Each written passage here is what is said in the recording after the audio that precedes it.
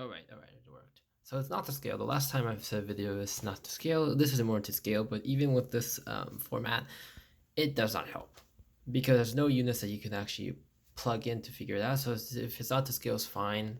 First thing that's confusing is this part over here. I write it like this because it's more intuitive to me, but it's actually written like this, which looks like an M or a U, which confuses us, me and everyone. It confuses everyone actually, I think. So another thing to note is that X direction is cosine and Y direction is sine, which because of the 90-degree angle over here. Next thing to know is FG equals MG over here, which over here MG does not equal Fn, which is usual. It's actually Ft sine plus Fn.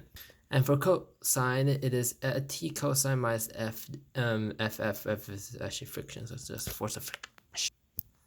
So what does that at all mean? It means that it's a steady pace because there's no acceleration, because there's no change in velocity. Everything must equal 0 because acceleration is due to a change in velocity. Therefore, even if you have a velocity, if it's moving at a steady pace, it does not matter, therefore no acceleration.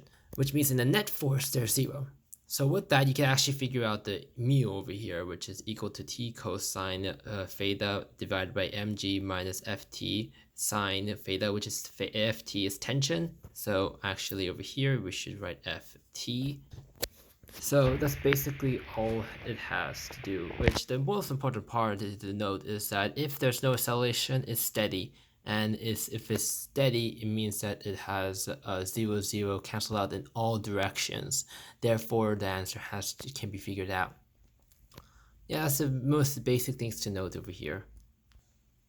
Anyway, another thing I noted over here is actually, if you go to sine over here, I told you not to skip more like this because these two are added up to equal this pair, and this pair is equal to this pair.